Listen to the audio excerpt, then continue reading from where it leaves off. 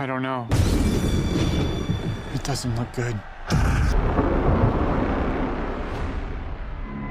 Gear up, guys.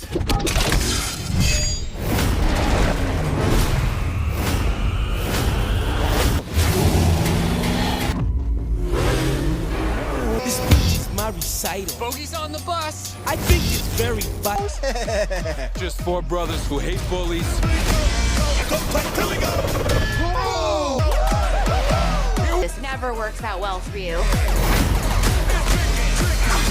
I'm looking for errand boys, but we could work with that. One question. Oh, y'all got jokes, huh?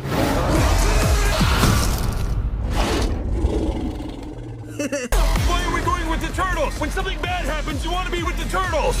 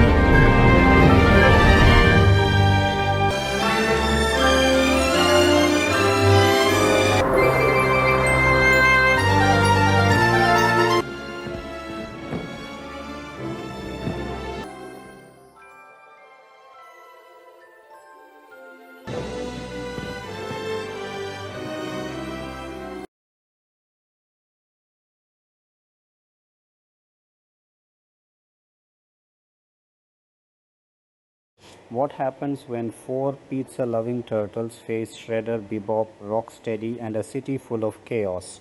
Get ready for insane action, hilarious moments, and some surprising facts you probably never knew. Watch SONU HUB as we break down Teenage Mutant Ninja Turtles Out of the Shadows 2016 with exciting facts and our honest review. Teenage Mutant Ninja Turtles Out of the Shadows is a 2016 superhero movie based on the popular Teenage Mutant Ninja Turtles characters created by Peter Laird and Kevin Eastman. It is the sequel to the 2014 Teenage Mutant Ninja Turtles movie. This time, the movie was directed by Dave Green and written by Josh Applebaum and Andre Nemec. The movie features Megan Fox, Will Arnett, Laura Linney, Stephen Amell, Noel Fisher, Jeremy Howard, Pete Plosek, Alan Ritchson, Tyler Perry, Brad Garrett, Gary Anthony Williams, Brian T. and Seamus. The story follows the four turtles as they face a dangerous new threat. Shredder and scientist Baxter Stockman are working on a crazy plan to bring an alien warlord named Krang into their world. The turtles have to stop them before things get completely out of control. After the first Teenage Mutant Ninja Turtles movie became a hit at the box office, Paramount Pictures and Nickelodeon Movies officially announced that a sequel was happening. Dave Green started talks to direct the movie in December 2014. He took over the director's chair from Jonathan Liebsman, who had directed the first movie. Filming for Out of the Shadows started in April 2015 in New York City. The production continued for several months and was finally completed in August 2015. The movie was then prepared for its big theatrical release.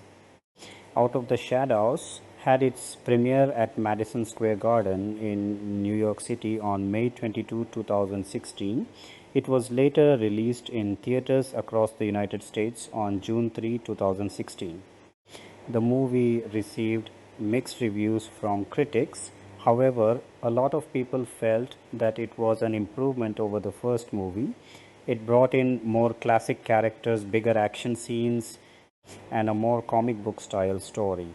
The movie also gave fans a chance to see characters like Krang, Bebop, Rocksteady, and Casey Jones in a live-action Teenage Mutant Ninja Turtles adventure. Even though the movie had plenty of action and familiar characters, it didn't perform as well as the studio expected. It made around $246 million worldwide against a production budget of about $135 million. Because of its disappointing box office performance, plans for a third live-action sequel were eventually dropped. Instead, the franchise took a different direction with the animated movie Teenage Mutant Ninja Turtles: Mutant Mayhem, which was released in 2023. Another live-action Teenage Mutant Ninja Turtles movie is also planned for release in 2028. Overall, Teenage Mutant Ninja Turtles: Out of the Shadows tried to go bigger and crazier than its predecessor. With more villains, more characters, larger action sequences, and a stronger connection to the classic Turtle universe, the movie was made to give fans a much more exciting adventure. Even though it didn't become a major box office success, it remains a movie that many TMNT fans remember for bringing several classic characters to the big screen 1 year after their fight with Shredder. The Teenage Mutant Ninja Turtles are still living down in the sewers beneath New York City. Leonardo is the leader, Donatello is the smart one who handles the tech and plans, Raphael is the tough muscle of the team, and Michelangelo is the fun-loving pizza addict. Even though the Turtles were the ones who actually stopped Shredder, they let their friend Vern Fenwick take the credit for defeating him. The brothers continue protecting the city from the shadows while keeping their existence a secret. Meanwhile, April O'Neil discovers that a scientist named Baxter Stockman is secretly working with Shredder. Stockman has a plan to help Shredder escape from prison. So April quickly warns the Turtles about what is going down. Shredder is being transferred from one prison to another by a police transport team. Two dangerous criminals, Bebop and Rocksteady, are also being transported with him. Casey Jones, a corrections officer, is in charge of the transfer. But things quickly go sideways when the Foot Clan attacks the convoy to rescue Shredder. The Turtles jump into the fight and try to stop the Foot Clan, but Shredder still manages to escape. Stockman uses a special teleportation device to get him out. However, something goes wrong during the teleportation and Shredder gets pulled into another dimension. There, Shredder comes face to face with a powerful alien warlord named Krang. Krang tells Shredder that he wants to invade Earth and take control of the planet. He also explains that he sent 3 special pieces of a machine to Earth a long time ago. If all 3 pieces are brought together, they can create a portal between Earth and Krang's dimension. Krang makes a deal with Shredder.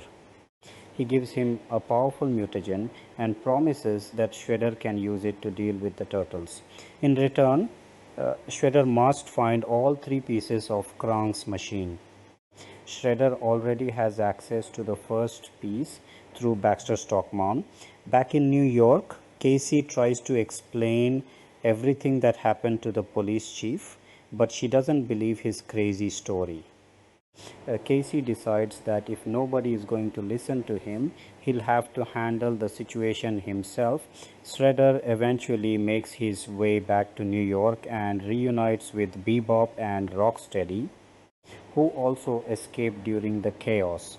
He orders Baxter Stockman to use Krang's mutagen on them. The experiment works, but not exactly like a normal human transformation.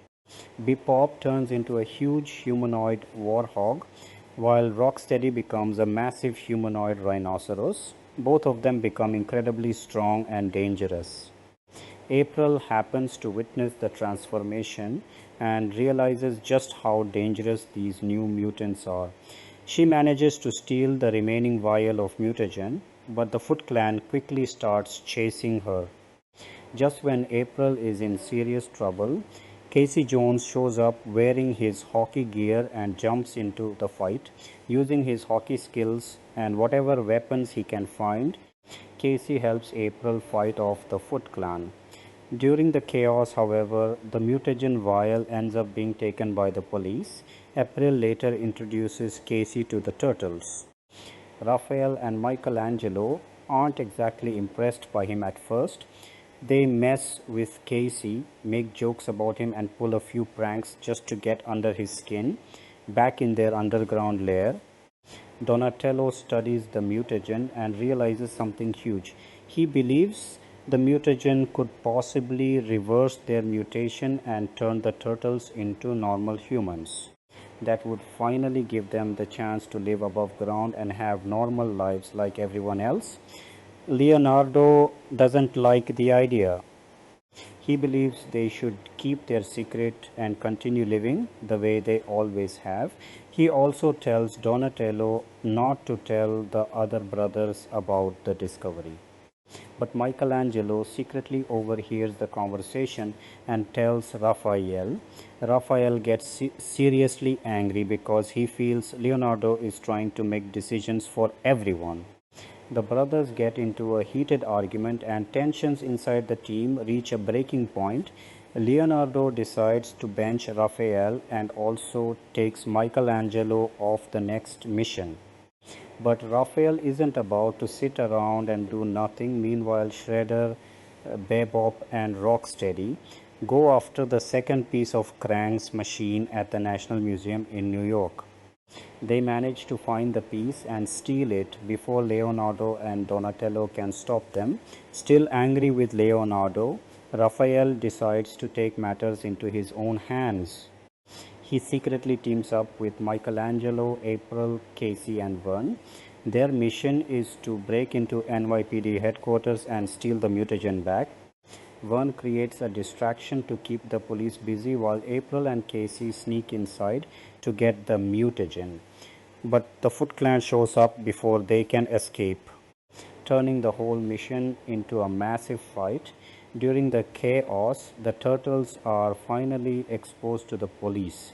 The officers see that the legendary mutants actually exist, and instead of welcoming them, they react with fear and confusion. April and Casey jump in to protect the brothers and help them escape. However, April and Casey are arrested. The police also discover security footage from TCRI showing that April stole the mutagen.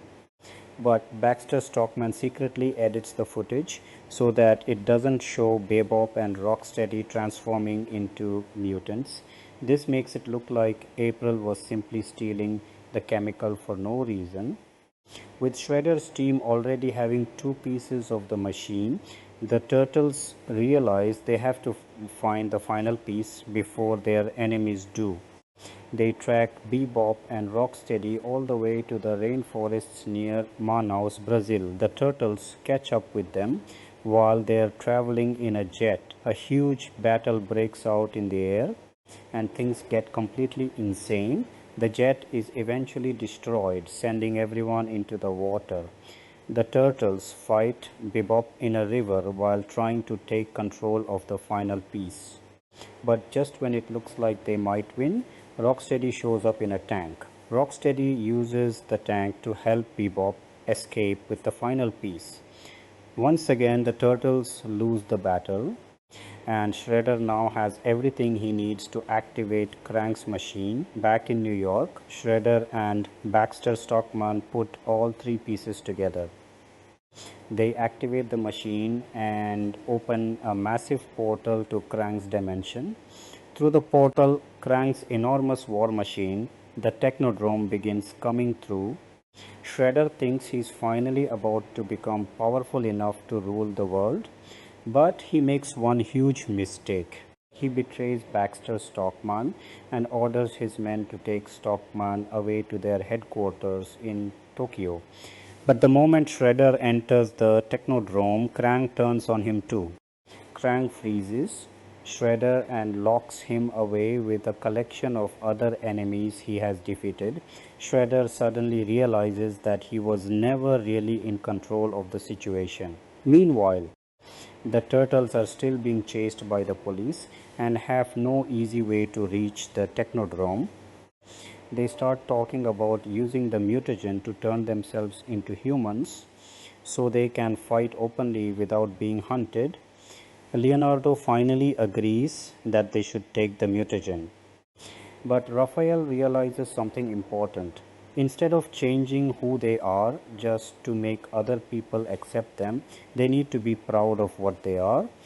Raphael grabs the vial and smashes it, destroying the mutagen. The brothers realize that being different doesn't mean they should be ashamed of themselves. They are the Teenage Mutant Ninja Turtles, and that's exactly who they are supposed to be. At the same time, April asks Vern to recover the security footage from TCRI. Vern manages to find evidence proving that Shredder and Baxter Stockman were behind everything. With the truth finally revealed, April and Casey are released from police custody. They then help arrange a meeting between the Turtles and Police Chief Rebecca Vincent. The Turtles explain that they aren't the city's enemies. They remind Vincent that they were actually the ones who stopped Shredder during their first battle. After seeing the evidence and hearing their story, the police finally realize that the Turtles are on their side. With the police now willing to help them, the Turtles head toward the Technodrome to stop Krang before he can take over Earth. The four brothers manage to get aboard the massive machine and confront Krang, but Krang is incredibly powerful. He easily overpowers all four turtles and makes them look completely helpless. Then Donatello comes up with a smart plan. Instead of trying to beat Krang with pure strength, he targets Krang's robotic body and manages to short-circuit it. Krang is finally defeated.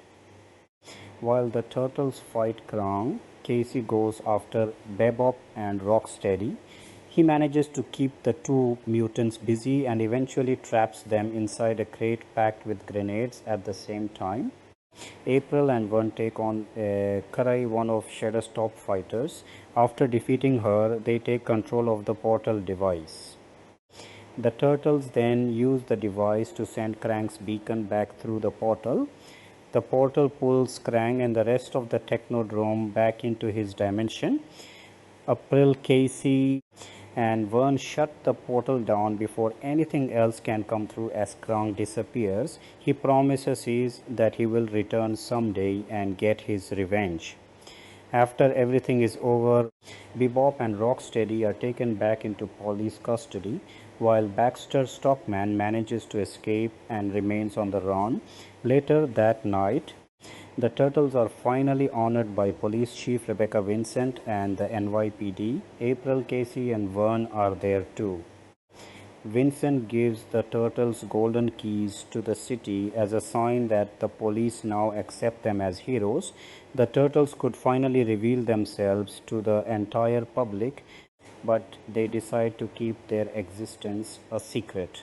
They are happy knowing that they have the support of the police and that they can call for help whenever they need it. The movie ends with Leonardo, Donatello, Raphael, and Michelangelo standing on top of the Statue of Liberty and celebrating their victory over Krang. The city may not know exactly who saved them, but the Turtles are still out there protecting New York from the shadows.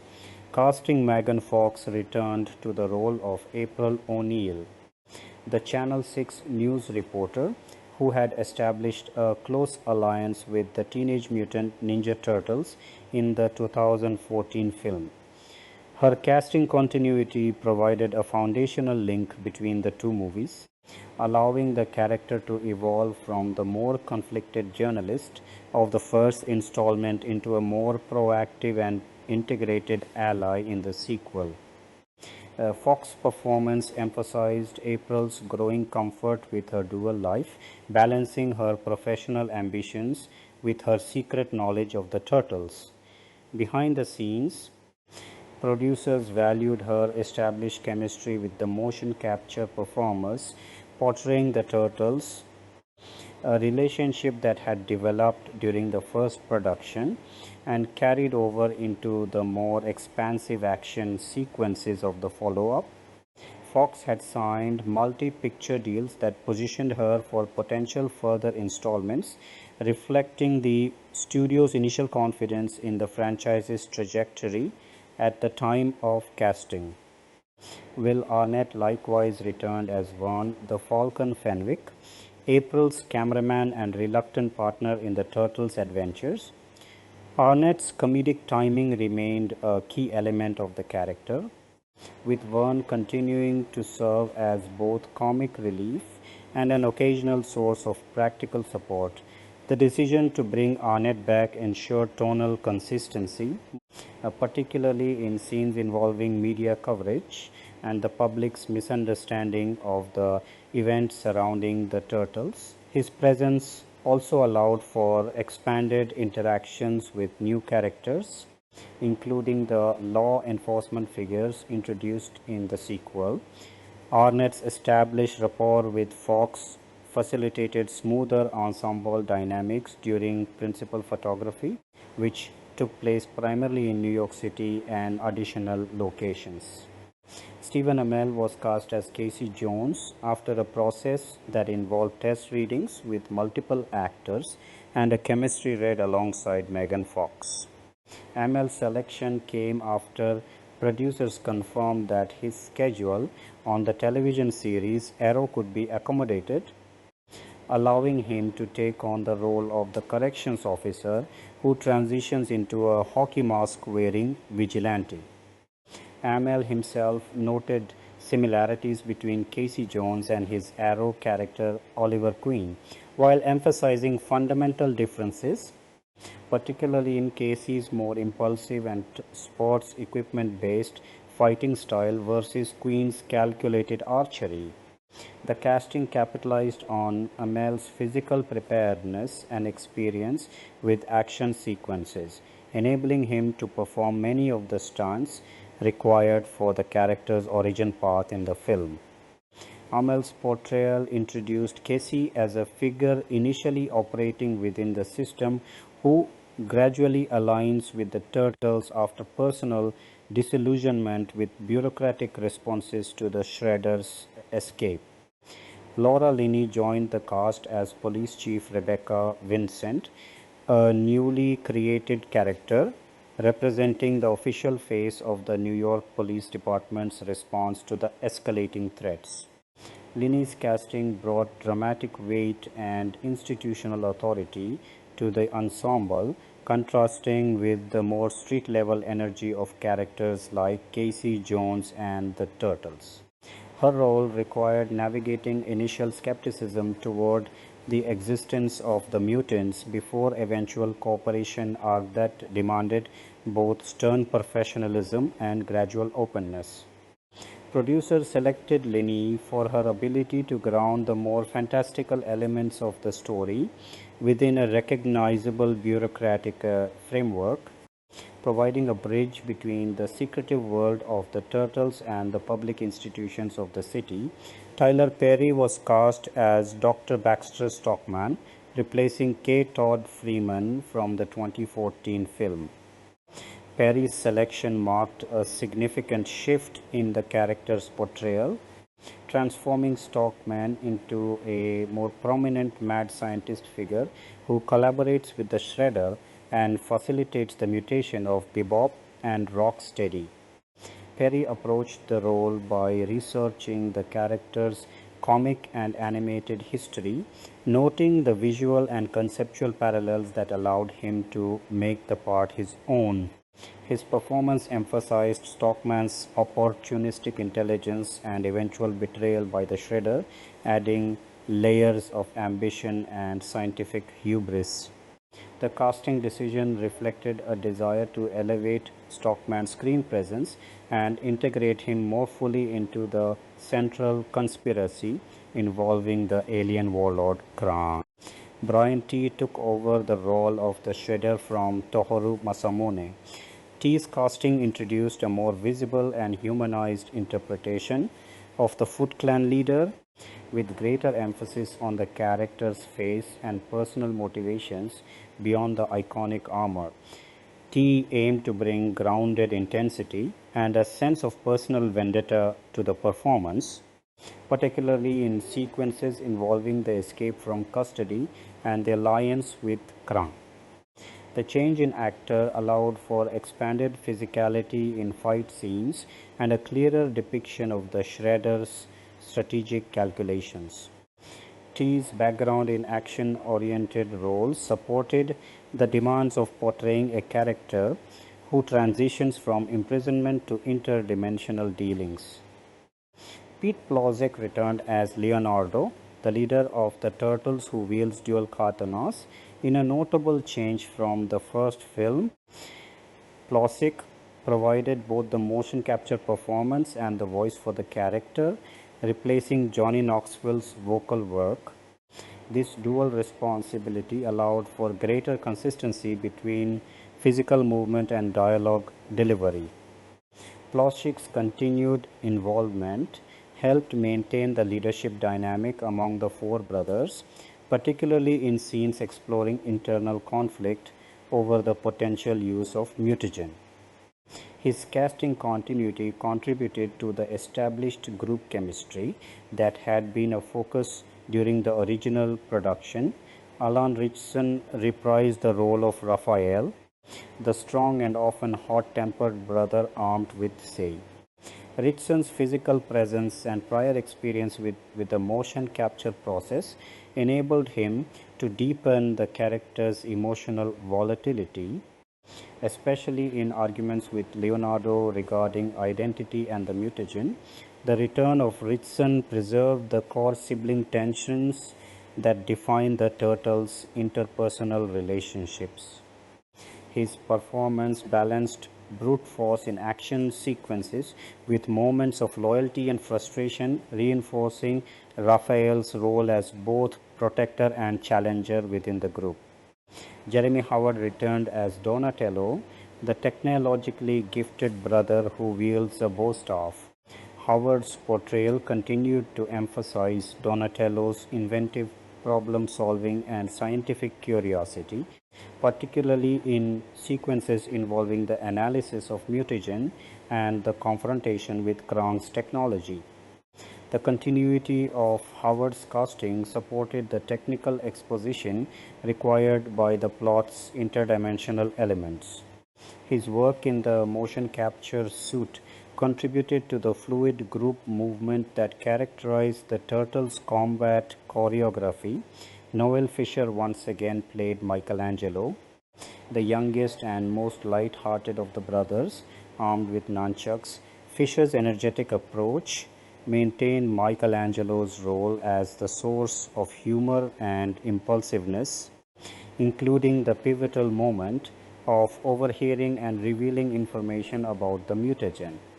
The consistent casting of Fisher helped sustain the playful dynamic that balances the more serious tones of Leonardo and Raphael.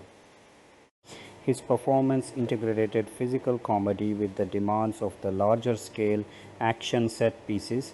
Gary Anthony Williams was cast as Anton Bebop Zekar, the criminal who undergoes mutation into an anthropomorphic warhog.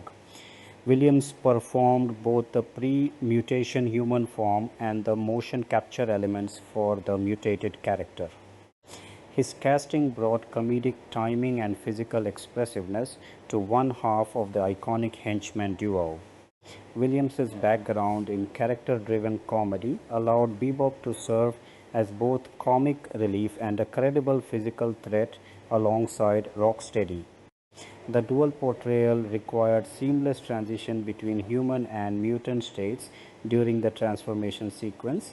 Stephen Sheamus Farrelly was confirmed as Owen Rockstead, the partner who mutates into an anthropomorphic rhinoceros. Farrelly, known primarily for his work as a WB wrestler, also portrayed the character's human form prior to mutation.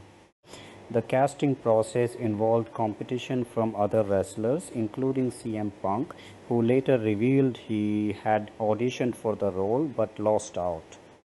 Farrelly's physicality and experience with larger-than-life performance styles suited the exaggerated strength and denseness of Rocksteady. Producers valued his enthusiasm for the character and his ability to convey both menace and dim-witted humor. Farrelly's selection capitalized on the visual impact of a professional athlete in the motion capture process. Brad Garrett provided the voice for Krang, the extraterrestrial warlord seeking to invade Earth with the Technodrome. Fred Armisen had originally been chosen for the role but was replaced due to scheduling conflicts shortly before the film's release. Garrett's deep, resonant delivery suited the character's arrogant and destructive personality. The voice work was paired with extensive visual effects to realize Krang's robotic body and interdimensional presence. The late casting change required rapid integration into the post-production pipeline while preserving the character's threatening tone. Peter D. Badalamenti performed the motion capture for Splinter the Turtles' adoptive father and sensei, with Tony Shalhoub providing the voice. Badalamenti replaced Danny Woodburn from the first film in the motion capture capacity. Shalhoub's vocal performance continued the wise and guiding presence of the character, offering counsel amid the escalating conflict. The combination of physical performance and voice work maintained Splinter's role as the emotional and moral center for the Turtles, even as the story expanded into larger-scale threats. Brittany Ishibashi was cast as Karai, replacing Minai Noji from the previous film. Ishibashi portrayed Shredder's daughter and second-in-command, participating in key confrontations alongside Bebop and Rocksteady. Her casting refreshed the character's presence within the Foot Clan hierarchy and allowed for updated physical and emotional dynamics in scenes involving loyalty to Shredder. Ishibashi's performance contributed to the organized opposition facing the Turtles and their human allies. Supporting and cameo roles further populated the film's New York setting. Dean Winters appeared as a bartender, adding local color to early sequences. Supermodel Alessandra Ambrosio made a cameo appearance, while multiple NBA players, including Carmelo Anthony, DeAndre Jordan, Lou Amundsen, J.J. Redick, Austin Rivers, Matt Barnes, and Spencer Hawes, appeared in a basketball-related scene. Series co-creator Kevin Eastman cameoed as a pizza delivery man named after himself in the opening, providing a direct link to the franchise's origins. Jill Martin also appeared in the basketball sequence. Judith Hogg, who had played April O'Neil in the 1990 film, filmed a cameo as Rita April's boss, though the scene was ultimately deleted. Jane Wu portrayed Jade, a police officer, contributing to the law enforcement ensemble surrounding Chief Vincent. The overall casting strategy balanced continuity with strategic reinvention. Returning actors for the Turtles, April and Vaughn, preserved the core relationships established in 2014, while new additions such as Amell, Linney, Perry T. Williams, and Farrelly expanded the roster of allies and antagonists. The process for Casey Jones specifically involved chemistry testing to ensure compatibility with Fox's April, reflecting an awareness of potential romantic or partnership dynamics. Replacements for Shredder, Stockman, and Karai allowed the production to recalibrate character emphases, making Shredder more personally visible, Stockman more central to the scientific plot, and Karai a renewed presence in the Foot Clan. Motion capture demands influenced several casting decisions. The 4 turtle actors had already demonstrated proficiency with the technology, making their returns practical as well as creative. Similarly, the dual human and mutant portrayals required of Williams and Farrelly necessitated performers comfortable with both conventional acting and the physical constraints of performance capture suits. Voice casting for Krang and Splinter prioritized distinctive vocal qualities capable of carrying significant narrative weight without on-screen physical presence for every moment. The inclusion of professional athletes and celebrities in cameo capacities served multiple purposes, enhancing the film's New York authenticity, generating additional publicity, and creating moments of recognition for audiences. Eastman's pizza delivery appearance functioned as a subtle acknowledgement of the source material's creators, while the NBA players tied into a specific sequence that blended the fantastical elements with everyday urban life. These smaller roles were coordinated alongside principal photography that began in April 2015 in New York City and Buffalo, with additional work later in Brazil and further New York pickups. Amell's path to the role illustrated the logistical complexities of integrating a television star into a major feature. Initial meetings with producers occurred without firm commitment because of Arrow's production schedule. Once availability was confirmed, Amell submitted a self-tape tested with Fox and received final approval that included a call from Michael Bay. This rapid sequence underscored both the competitive nature of the casting and the production's flexibility once scheduling obstacles were cleared. Amell prepared by drawing on his experience with vigilante characters while developing a distinct origin for Casey as a corrections officer frustrated by institutional limitations. Perry's approach to Stockman involved embracing the character's scientific eccentricity and opportunistic alliances. The shift from the previous actor allowed the production to reframe Stockman as a more active conspirator rather than a peripheral figure. Perry's comfort with larger-than-life personas translated into a performance that mixed intellectual arrogance with physical comedy during the mutation sequences. T's interpretation of the Shredder similarly sought to humanize a figure traditionally defined by armor and silence, giving the character more dialogue and visible emotional stakes in his dealings with Krang and the Turtles. The motion capture performers for the Turtles continued to refine their collaborative process. Plosek, Richson, Howard, and Fisher had developed a working shorthand during the first film that facilitated more ambitious group choreography in the sequel. Their ability to convey sibling rivalry, loyalty, and individual personalities through both movement and voice became especially important in scenes addressing the moral dilemma of using mutagen to become human. Plosek's assumption of Leonardo's voice work further unified the character's presentation. Farley's journey from wrestling ring to motion capture stage highlighted the production's openness to non-traditional actors for physically demanding roles. His competition with other wrestlers, including Punk, reflected a deliberate search for performers who could embody the exaggerated scale of Rocksteady. Once cast, Farrelly committed fully to the physicality, treating the performance capture process with the same intensity he brought to athletic competition. Williams complemented this approach with precise comedic timing, ensuring that Bebop and Rocksteady functioned as a coherent comic and combat unit. Linney's presence elevated the procedural elements of the story. As Chief Vincent, she embodied the institutional response to events that defied conventional explanation, providing a counterpoint to Casey's more rogue instincts. Her casting signaled the production's interest in surrounding the core fantasy with credible adult authority figures capable of both conflict and eventual alliance.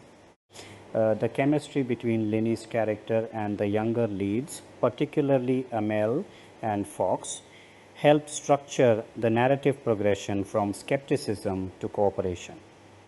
Cameo selections were handled with an eye toward both narrative integration and broader cultural resonance.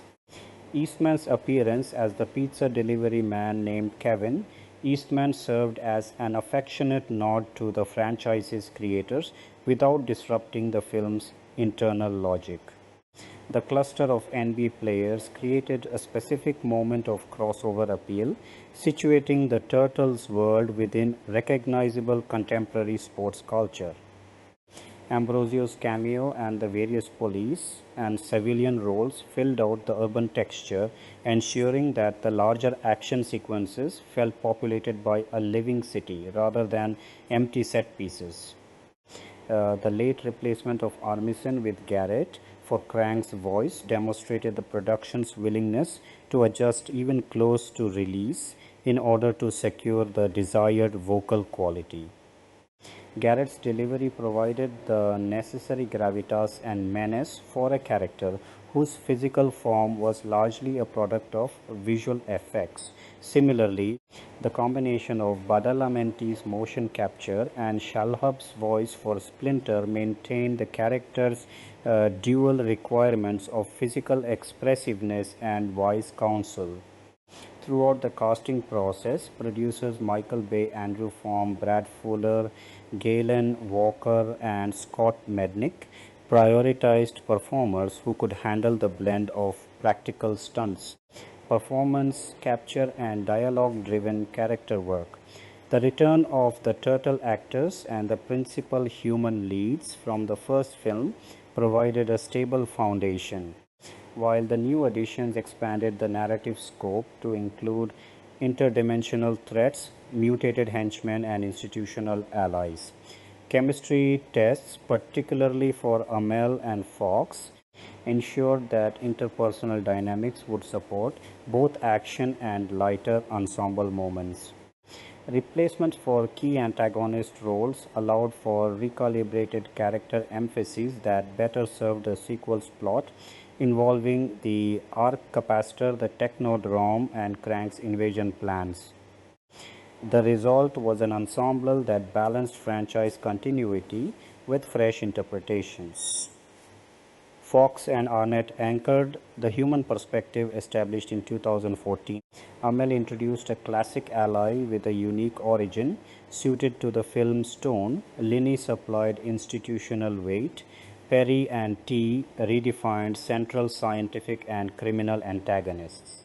Williams and Farrelly realized long-awaited mutant henchmen with both physical scale and comedic energy. The Turtle performers deepened their established roles, with Ploshek assuming full vocal responsibility for Leonardo. Supporting voices and cameos rounded out the world. From Shalhoub's Splinter and Garrett's Krang to Eastman's pizza delivery, and the array of athletes and secondary players who populated the streets and institutions of the film's New York.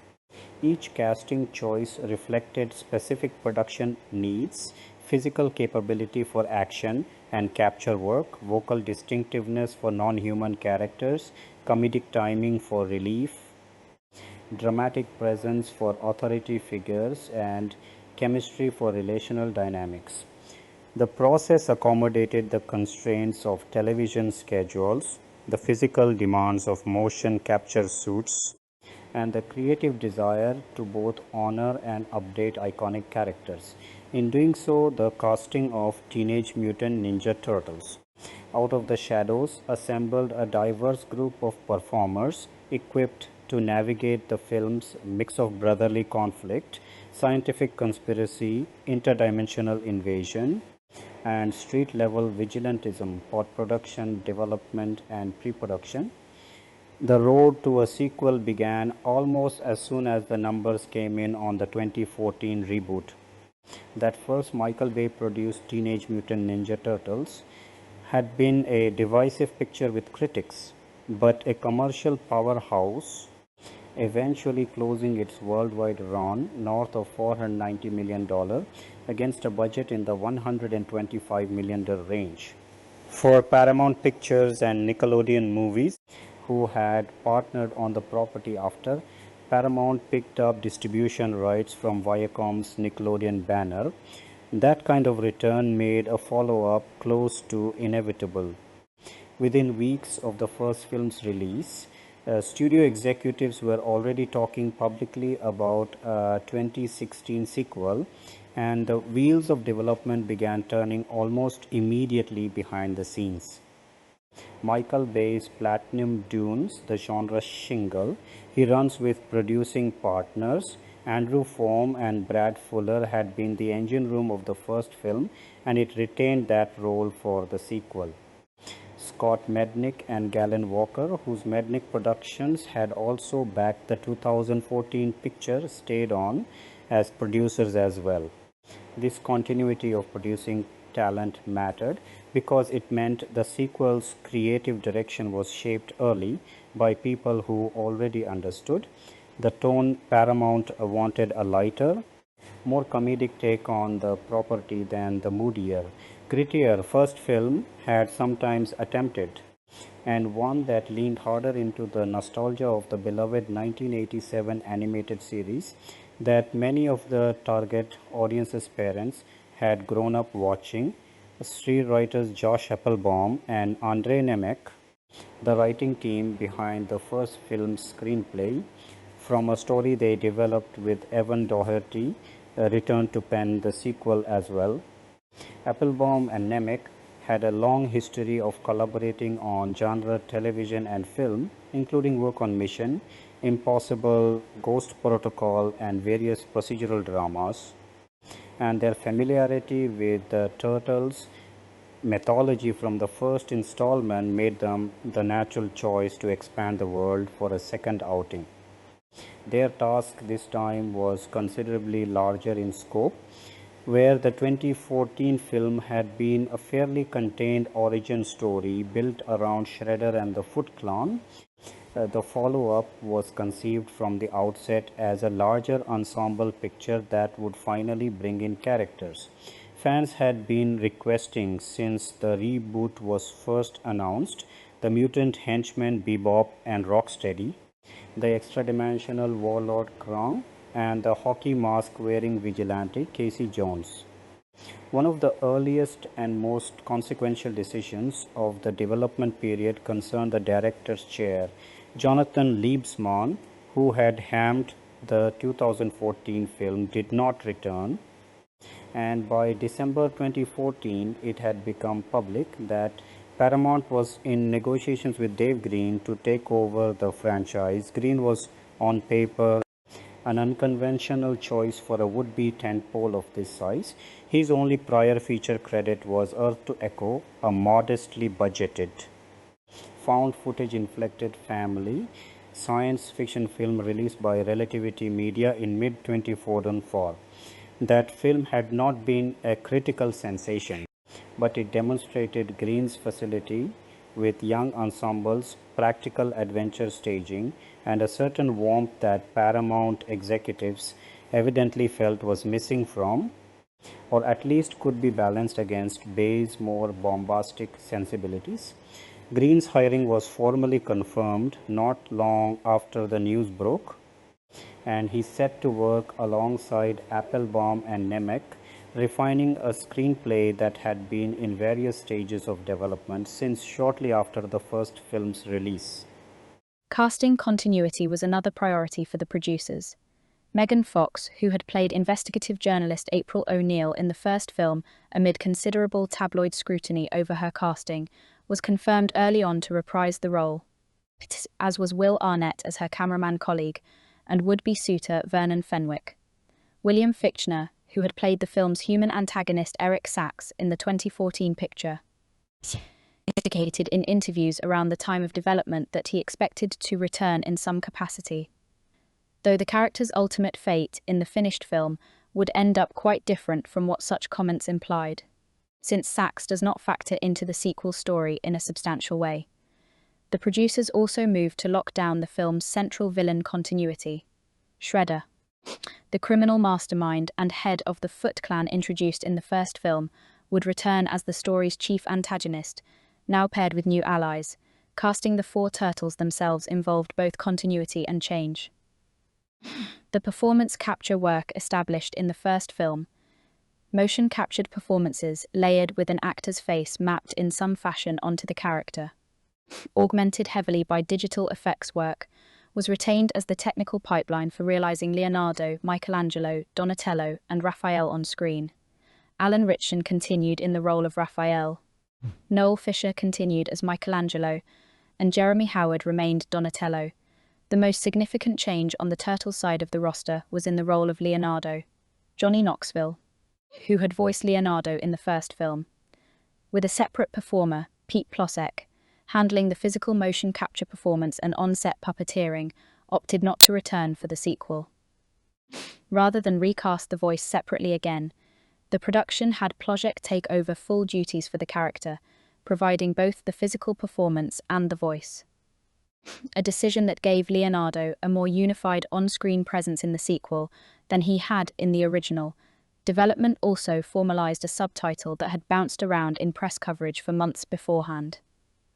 Ahead of the title's confirmation, the project had circulated under working titles including Teenage Mutant Ninja Turtles 2 and, notably, Teenage Mutant Ninja Turtles, Half Shell, a nod to the classic heroes in a half shell, catchphrase associated with the franchise's 1980s cartoon incarnation and its accompanying theme song.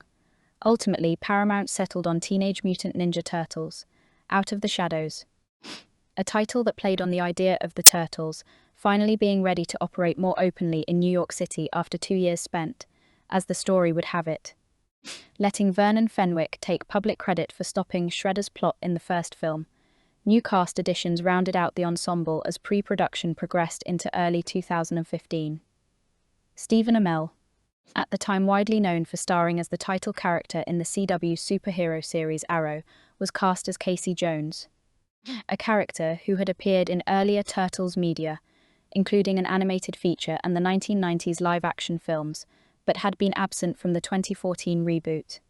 Tyler Perry, the filmmaker and actor known for his Medea franchise as well as dramatic film work, was cast against type as Dr. Baxter Stockman, a scientist working at a fictional research institute who ends up allied with Shredder's plans. Laura Linney, an actress with an extensive resume of prestige film and television work, including multiple Academy Award nominations, joined as Chief Rebecca Vincent, a New York City police official skeptical of the Turtles' vigilantism. Brian T. took over the role of Shredder, replacing Tohoru Masamune, who had played the character in the first film, while Brittany Ishibashi was cast as Karai, Shredder's adopted daughter and lieutenant within the Foot Clan, a role previously played by Mine Noji. All of the actors stepping into these three roles were, notably, younger than their predecessors, a choice that dovetailed with the story's decision to more fully develop Karai's arc. The introduction of Bebop and Rocksteady, two of the most requested characters among longtime fans of the franchise, brought in Gary Anthony Williams for the warthog-mutated Bebop and WWE professional wrestler Stephen Farrelly, performing under his ring name Sheamus, for the rhinoceros-mutated Rocksteady. Bringing in a wrestler for a heavily physical, largely motion-captured role echoed a casting logic the franchise would return to later, prioritizing performers who could handle the demanding physicality of suit and motion capture work over performers cast purely for marquee value. For the film's other major new antagonist, the extra-dimensional brain creature Krang, the production cast character actor Brad Garrett, best known at the time for his Emmy-winning work on the sitcom Everybody Loves Raymond, to provide the character's voice, with the creature itself realized almost entirely through digital animation given its non-humanoid design, behind the camera. The producers assembled a below-the-line team with substantial blockbuster pedigree. Cinematographer Lula Carvalho, a Brazilian director of photography who had shot large-scale action and adventure productions previously, was brought on to lead the camera department, tasked with giving the film a scale and visual polish appropriate to a summer tentpole while still finding room for the more character-driven, comedic beats that Green's direction emphasized. On the technical and effects side, the producers again turned to Industrial Light and Magic, the visual effects house founded by George Lucas, which had handled much of the digital character work on the first film, and would be tasked with an even larger workload this time, given the number of fully digital characters, the Turtles, Bebop and Rocksteady in their mutated forms, and Krang, that the story required. Financing and international backing also took a somewhat different shape for the sequel than for its predecessor. The production drew involvement from Alibaba Pictures, the film unit of the Chinese e-commerce giant Alibaba Group, which had begun making a series of strategic investments in Hollywood productions around this period as part of a broader push into international film financing, and, implicitly, into building relationships that would smooth the path for these films' releases in the lucrative Chinese theatrical market. This connection would prove relevant later in the film's commercial rollout, since a delayed China release date affected how the picture's global performance was framed by trade press. The development period also involved a considerable amount of public speculation and leaked casting news, much of it swirling around Los Angeles and popular culture more broadly rather than the film industry specifically. Brazilian model Alessandra Ambrosio was linked to the production during the casting process, and reports at the time also noted interest from several members of the Los Angeles Clippers basketball organization, reflecting the kind of speculative, gossip-driven coverage that tends to surround high-visibility franchise casting announcements even before roles are formally confirmed. Not all of the names connected to the production during this period ultimately appeared in the finished film, which is a common feature of long development cycles for major studio releases. Where casting rumors frequently outpace confirmed deals, the producers were also candid. In press interviews conducted around the time development, was firming up about wanting the sequel to feel distinct in tone from the first film. Where the 2014 picture had, in the view of Bay and his collaborators, sometimes leaned into a moodier, more self-serious register that did not always sit comfortably with the inherently colourful comic book absurdity of characters like a talking rat sensei and 4 wisecracking mutant reptiles. The sequel was conceived from very early in development as an opportunity to correct course towards something closer to the anarchic, cartoonish spirit long associated with the franchise's most beloved incarnations. This recalibration in tone directly informed decisions ranging from the choice of director. Green's family adventure sensibility from Earth to Echo was seen internally as a useful counterbalance to some of Bay's own instincts, to the decision to finally introduce fan-favorite characters like Bebop, Rocksteady and Krang, all of whom carried strong specific nostalgic associations with the 1987 animated series for the parents of the film's target young audience. Early reporting on the project's story direction also confirmed that Jonathan Liebsman and producer Brad Fuller had, prior to Liebsman's departure from the director's chair, expressed enthusiasm for eventually incorporating the Turtles' extra-dimensional mythology, including the Dimension X setting associated with Krang in the classic cartoon continuity into the rebooted film series.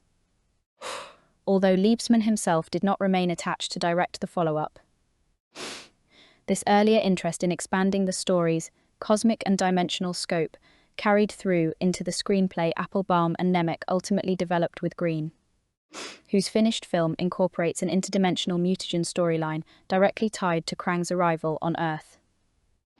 Pre-production tasks that unfolded through the first months of 2015 encompassed the usual array of preparatory work required of a large-scale effects tentpole, location scouting across New York City and, eventually, further afield in western New York, the design and early fabrication of practical sets, props, and vehicles, including the Turtles' signature customized van and other transportation used throughout the story. Costume and creature design work for the film's new mutant characters, an extensive pre-visualization, previous work, a now standard industry practice in which animators build rough, low-fidelity digital mock-ups of complex action sequences well ahead of principal photography, allowing directors, cinematographers, and stunt coordinators to plan camera movement, blocking, and effects requirements with far greater precision than would otherwise be possible for scenes ultimately dependent on extensive post-production animation. Costume and creature design work took on particular importance for Bebop and Rocksteady, whose look needed to bridge two somewhat conflicting sets of expectations. Fidelity to designs long familiar to fans from the 1987 animated series and its associated toy line, where the characters appeared as comparatively cartoonish anthropomorphic animals in military-style gear, and the more naturalistic, heavily muscled creature aesthetic the production's effects pipeline had already established for the Turtles themselves. Concept art and design work for these characters went through numerous iterations during pre-production as the filmmakers worked to strike a balance between honoring the nostalgic silhouette fans associated with the characters and integrating them believably into the grounded, quasi-photorealistic visual language the rest of the film's mutant designs had adopted. Design work for Krang presented an even more distinct challenge, given the character's fundamentally non-humanoid nature as a small, exposed brain creature that pilots a much larger mechanical or organic mechanical body. The filmmakers ultimately settled on a design that preserved the character's iconic small, pink, tentacled form while giving the larger android body he controls a more imposing, mechanically detailed presence suited to the film's climactic action. Filming principal photography on Out of the Shadows began on April 27, 2015. In New York City, the setting that has anchored virtually every incarnation of the Teenage Mutant Ninja Turtles since the property's comic book origins in the 1980s. Unlike some studio productions that use New York only for establishing exteriors before decamping to a soundstage-friendly jurisdiction, this production made extensive use of real Manhattan locations throughout its shoot, a decision that generated a fair amount of local press coverage as filming crews and street closures became a visible presence around the city through the spring of 2015. Among the notable New York locations used during the shoot was Staple Street in Tribeca, a narrow alleyway distinguished by a small sky bridge connecting two buildings, which was used for a sequence in which the Turtles are confronted by police. April O'Neil's visit to the fictional Techno-Cosmic Research Institute, the story's stand-in research facility where Baxter Stockman conducts his experiments, was filmed using the exterior of the Bank of America Tower near Bryant Park as a backdrop.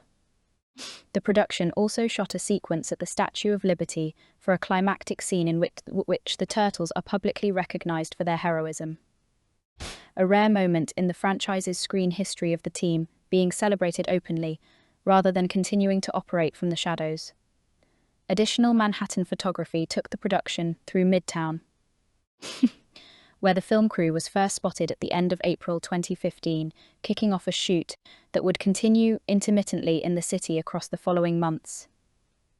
A particularly large and logistically involved sequence took the production out of New York City entirely and up to Buffalo, New York, in the western part of the state.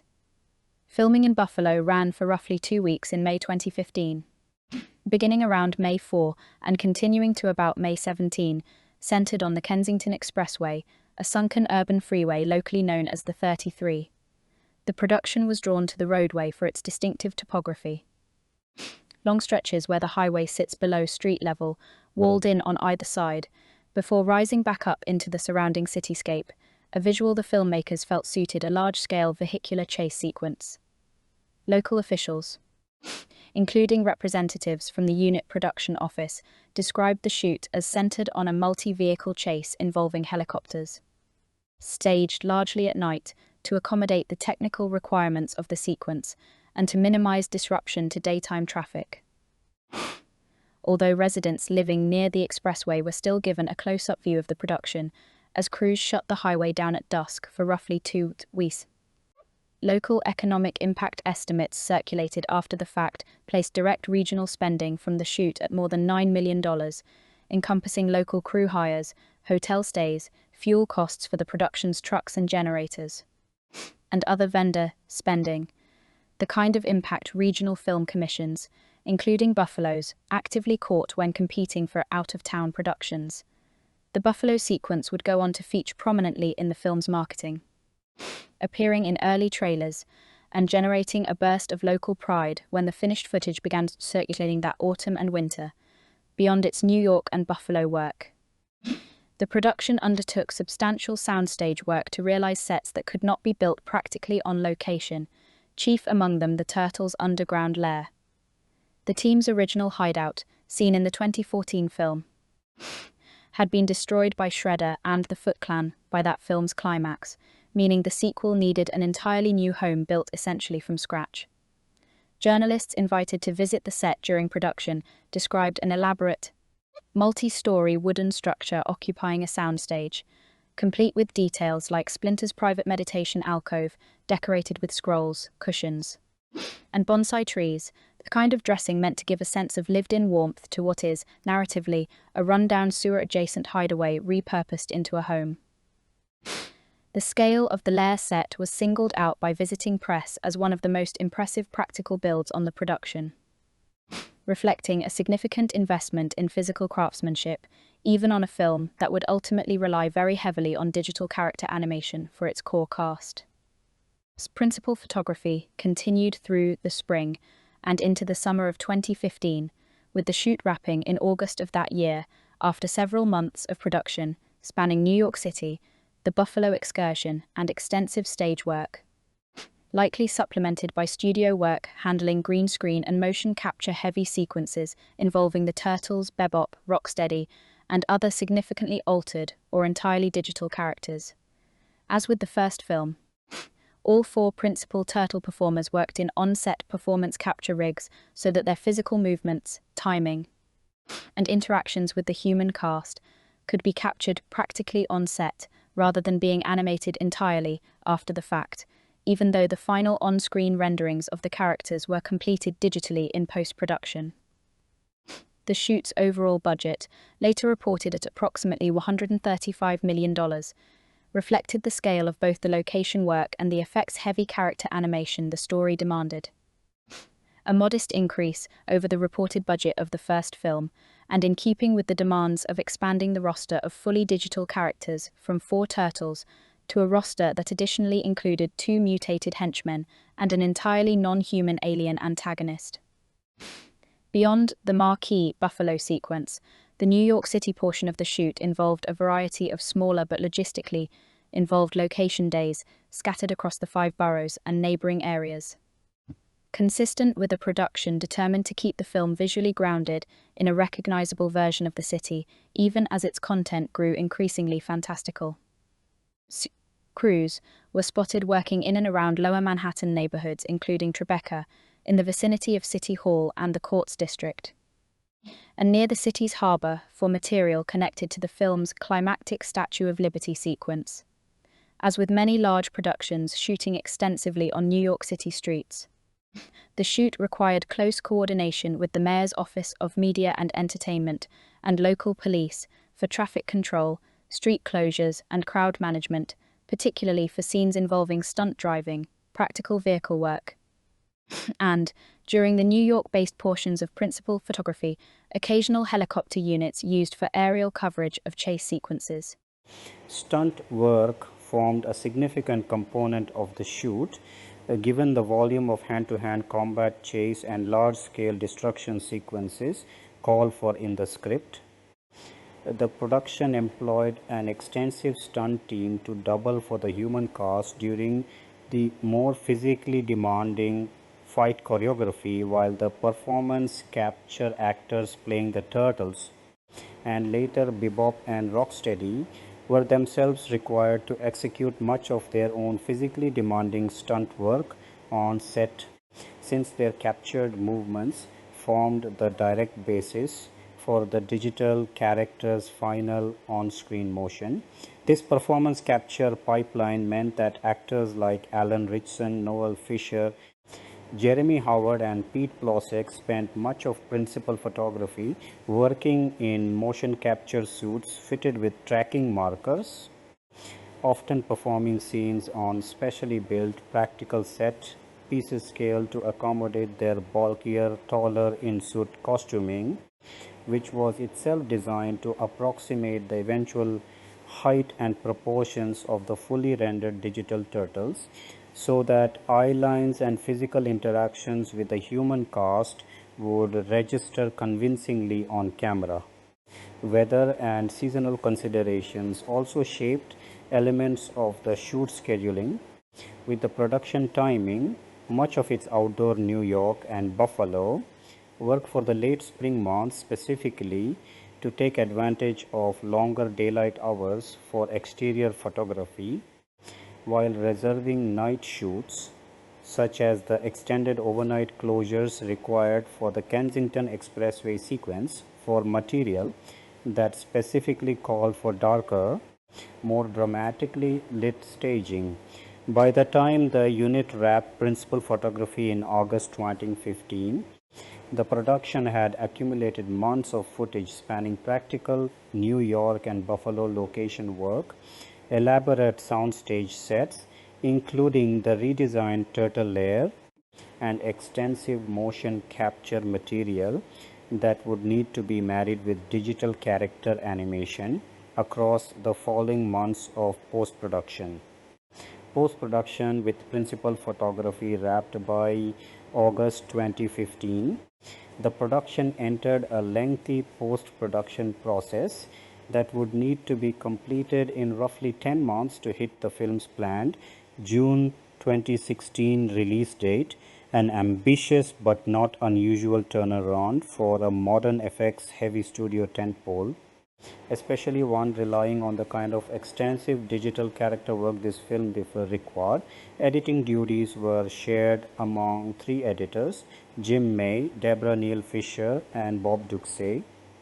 Neil Fisher in particular brought a resume heavy with studio comedy and action comedy work, having cut multiple entries in franchises built around fast-paced ensemble banter, experience that suited a film whose tone leaned toward comedic character interplay between action set pieces.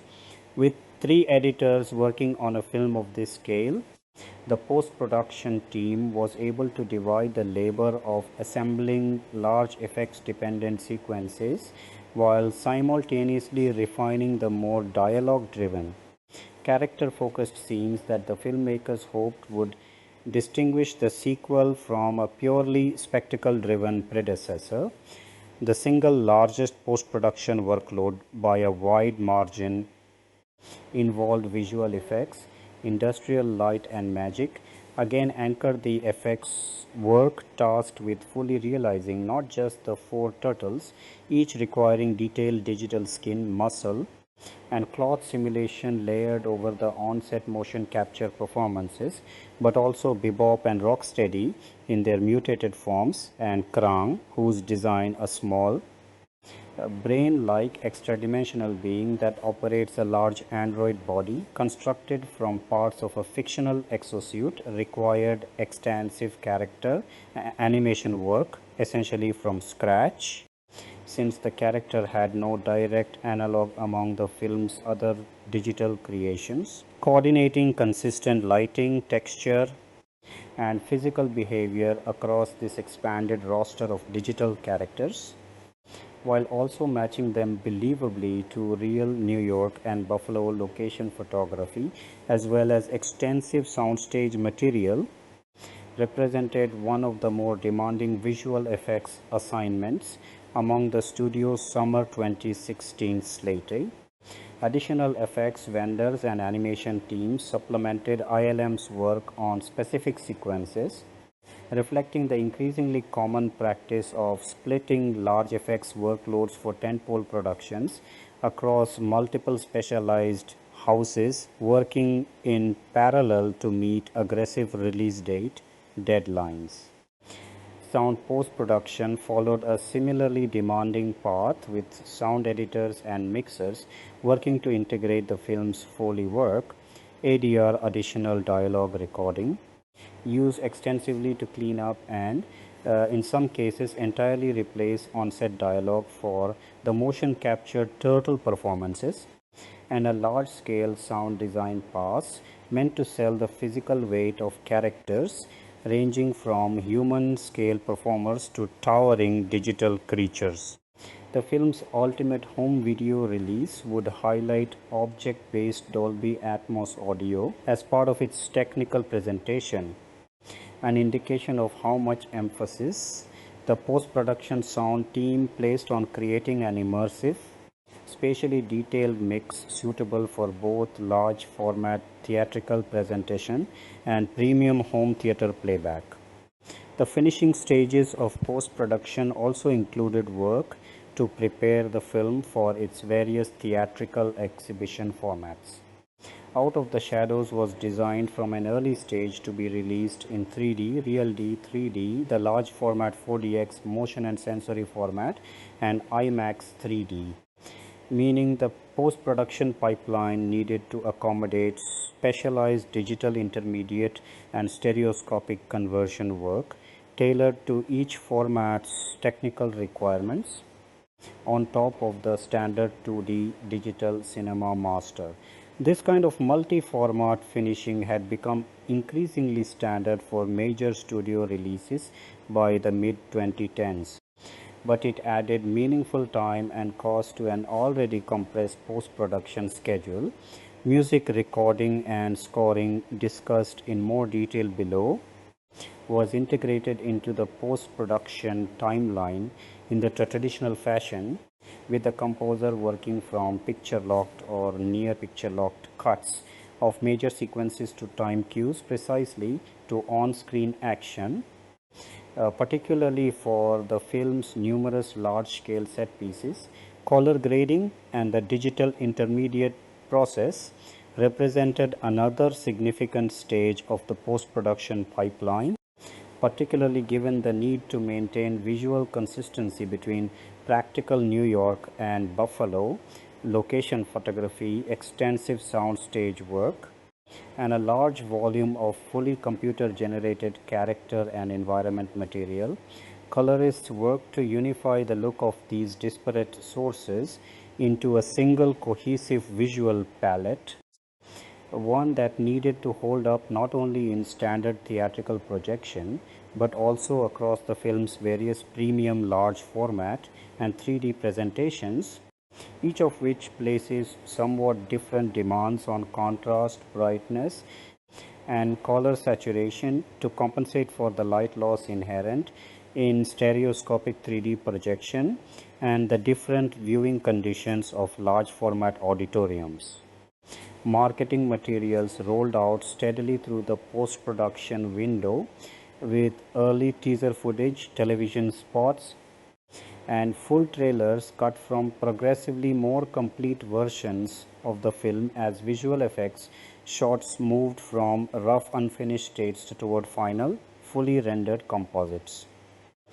A notable clip built around one of the film's car chase sequences debuted publicly during Nickelodeon's Kids' Choice Awards, broadcast in March 2016, timed deliberately to reach the network's core young audience demographic just a few months ahead of the film's theatrical bow, and accompanied by a live stunt sequence staged for the awards show itself.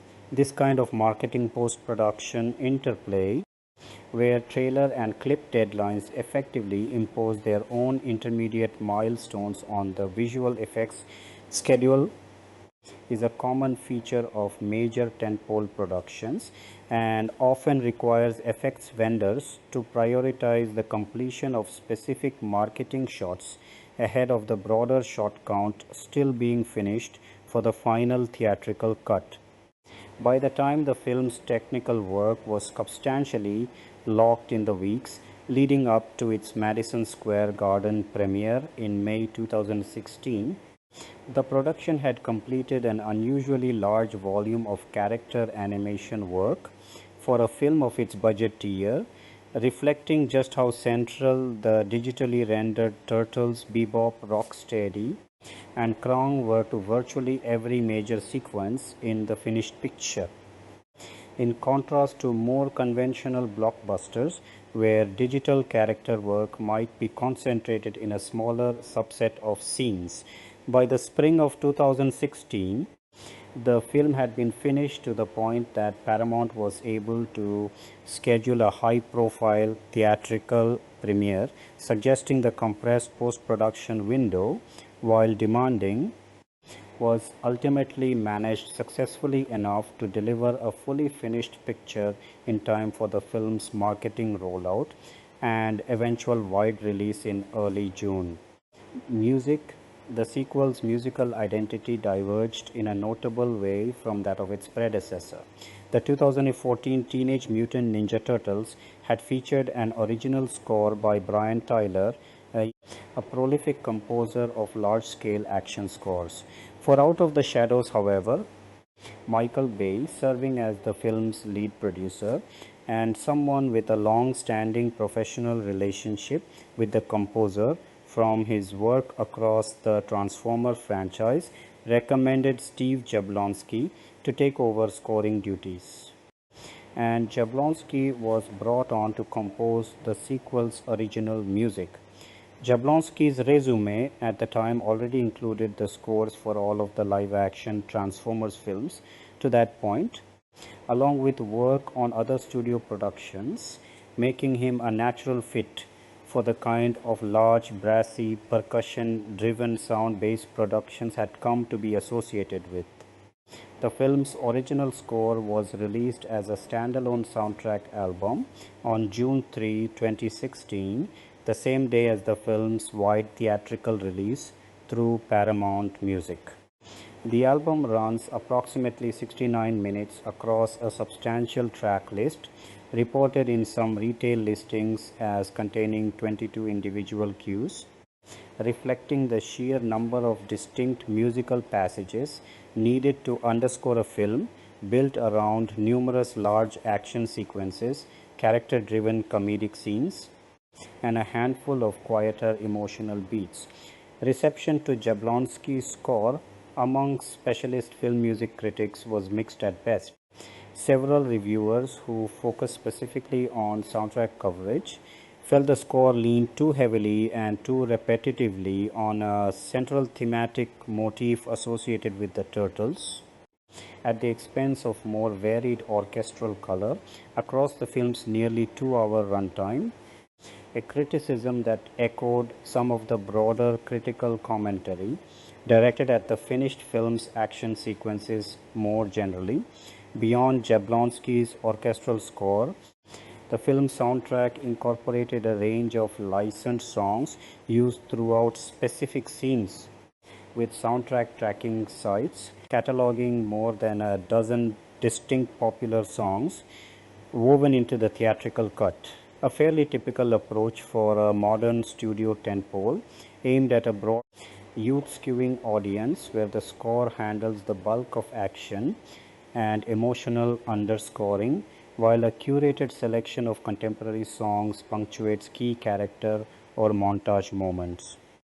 The film's marketing also made prominent use of music in ways that extended beyond the finished theatrical cut. Ahead of release, footage and clips were unveiled at Nickelodeon's Kids' Choice Awards, alongside a live stunt sequence staged for the broadcast, tying the film's promotional push directly to a music and entertainment award event with strong overlap with the franchise's target family audience. Perhaps the most fondly remembered musical element of the finished film, at least among longtime fans of the franchise, arrived not during the body of the picture but over its end credits. The production had, during earlier stages of development, floated half-shell as part of a possible subtitle, a direct reference to the heroes in a half-shell, refrain from the theme song of the classic 1987 animated television series. While that title reference was ultimately dropped in favor of Out of the Shadows, the filmmakers built a tribute to the original cartoon theme into the finished film's closing credits sequence, pairing a rendition of the classic theme with a stylized cartoon-influenced animated title sequence. Reaction to this closing tribute among reviewers and fan commentators skewed notably warmer than reaction to the film as a whole. The nostalgia-driven design and musical choice were frequently singled out as a highlight, with some viewers specifically noting they left the theater still humming the classic theme rather than anything from Jablonsky's original score, and one fan facing retrospective piece described being pleasantly surprised the theme song had been saved for such an enthusiastic payoff over the credits rather than appearing earlier in the film. Jablonski's approach to the score drew by his own established compositional habits from the Transformer series on a combination of large orchestral forces, heavy use of percussion and brass to underscore the film's action sequences, and layered electronic and synthesized elements woven in to give certain scenes, particularly those involving Krang and the interdimensional mutagen storyline, a more otherworldly sonic texture distinct from the more grounded urban action cues used for material set on the streets of New York and Buffalo. This dual sonic palette mirrored the film's narrative structure, which likewise splits its focus between grounded city-based action and a more overtly science fiction, extra-dimensional plot thread introduced through Krang's arrival. The soundtrack album sequencing followed the film's chronological structure fairly closely, a common practice for tie-in score releases intended to let listeners retrace the film's narrative through its music, and included cues built around the film's major set pieces, including the prison convoy escape sequence that opens the story, the Buffalo-inspired highway chase, and the climactic confrontation with Krang and the Technodrome, the giant mobile fortress associated with the character in earlier iterations of the franchise. Specialist score critics who reviewed the album on its own terms, separate from the finished film, generally acknowledged Jablonski's professional craftsmanship and ability to deliver exactly the kind of big, immediately legible action cues studio executives typically expect from a summer tentpole score. Even as several of the same critics wished for greater melodic distinctiveness or thematic development across the album's numerous individual cues. Taken as a whole, the film's musical program reflected the broader tension that ran through much of Out of the Shadows' critical reception, a big, professionally assembled but somewhat generic action movie score paired with more specific, carefully targeted nods to the franchise's nostalgic roots, the latter of which tended to land more successfully with both critics and longtime fans than the former polytheatrical Paramount positioned Teenage Mutant Ninja Turtles. Out of the Shadows as one of its marquee releases for the early summer 2016 movie season, scheduling the film for a wide domestic release on June 3, 2016. Ahead of that wide opening, the studio staged a high-profile theatrical premiere at Madison Square Garden in New York City on May 22, 2016, a venue choice that leaned into the property's deep New York City roots and gave the studio a large media-friendly space in which to host cast, crew, and press for the film's official unveiling, roughly 2 weeks before general audiences would be able to see it. The film's international rollout followed a staggered pattern typical of major studio releases of the period, with the picture opening in a number of markets slightly ahead of or around its US debut. Australia hosted an early premiere in Sydney on May 29, 2016, while the United Kingdom, Ireland, and Switzerland all received the film on May 30, 2016, several days ahead of the American opening. Italian-speaking territories followed on June 1, 2016. Altogether, the film would eventually roll out across more than 50 countries and territory under a range of localized titles, including Tortugas Ninja 2, Fuera de las Sombras in Argentina, and As Tartarugas Ninja, Fora das Sombras in Brazil, reflecting the franchise's broad international brand recognition built up over decades of comics, cartoons, toys, and earlier films domestically, Paramount pursued an aggressive multi-format theatrical strategy for the release, making the film available in standard 2D, 3D, Real D 3D, the motion and effects enhanced 4DX format, and IMAX 3D. This breadth of premium formats reflected an industry-wide push during the mid-2010s to maximize per-ticket revenue on effects-driven tentpoles by offering audiences a range of upcharge viewing experiences, from simple 3D glasses to fully immersive 4DX auditoriums equipped with moving seats and environmental effects timed to on-screen action. The film opened wide across 4,071 domestic theater locations, according to distributor reported figures, making it one of the widest releases of the early summer season, though notably still narrower than the 153 location rollout that 20th Century Fox's X-Men Apocalypse had received in the same theatrical marketplace 2 weeks earlier. Out of the Shadows opened against direct competition from 2 other wide releases that same weekend. The romantic drama Me Before You, based on the Jojo Moyes novel and starring Emilia Clarke, and the mockumentary comedy Pop Star Never Stopping, starring Andy Samberg, as well as against the continuing theatrical run of X-Men Apocalypse, which was then in its second weekend and still drawing sizable if declining crowds, and Alice Through the Looking Glass, which was in its second weekend of release as well. One notable wrinkle in the film's global rollout involved China, an increasingly important market for Hollywood tentpoles by the mid-2010s, and one that the production's financial ties to Alibaba Pictures made especially relevant to the film's commercial calculus.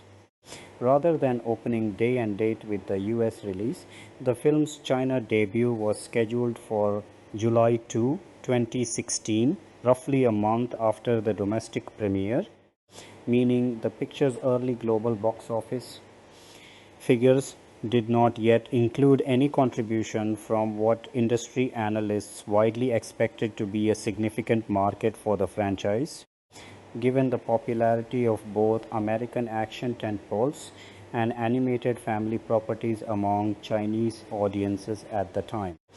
The theatrical marketing campaign supporting the release leaned heavily on the character introductions that had been withheld from the first film, with trailers and promotional materials prominently featuring Bebop, Rocksteady, and Krang as headline attractions designed to draw in longtime fans of the franchise's 1980s incarnation, who might have skipped or been lukewarm on the more Shredder and Foot Clan-centric first installment.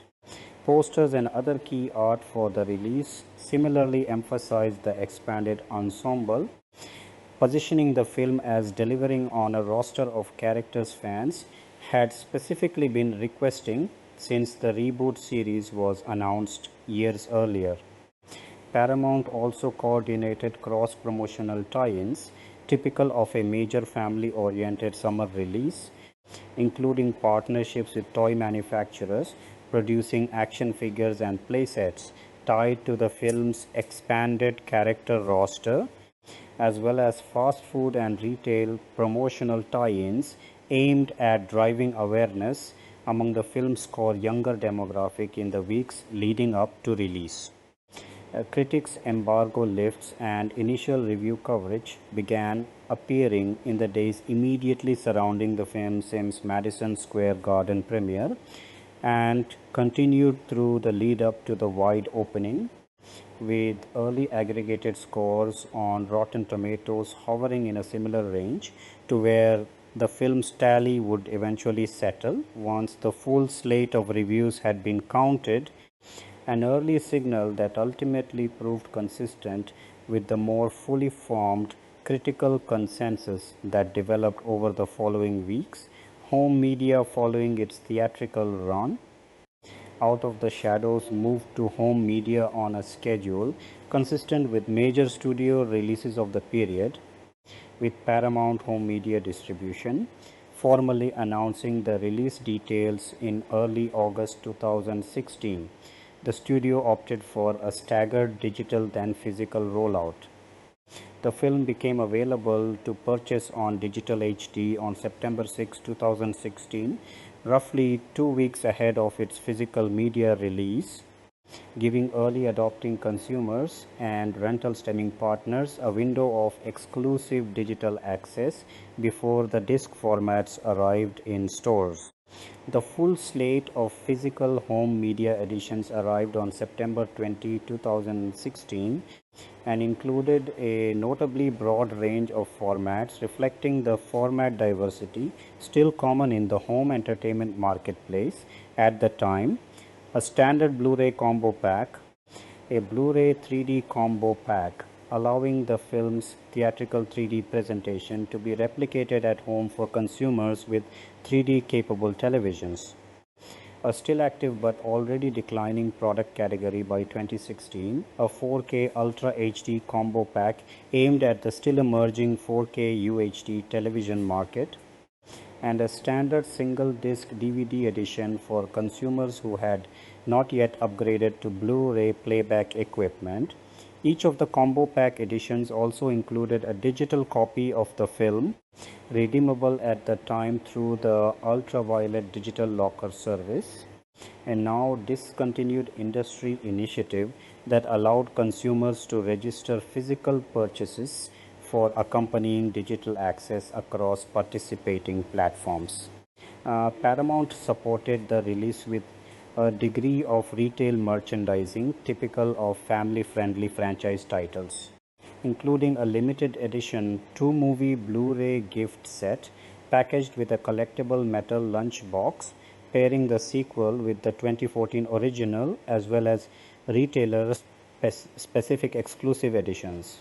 A Target exclusive Blu-ray edition, for instance, arrived in specialty shell-shaped packaging, accompanied by 2 reversible ninja masks in the 4 colors associated with the individual turtles, aimed squarely at younger fans of the franchise.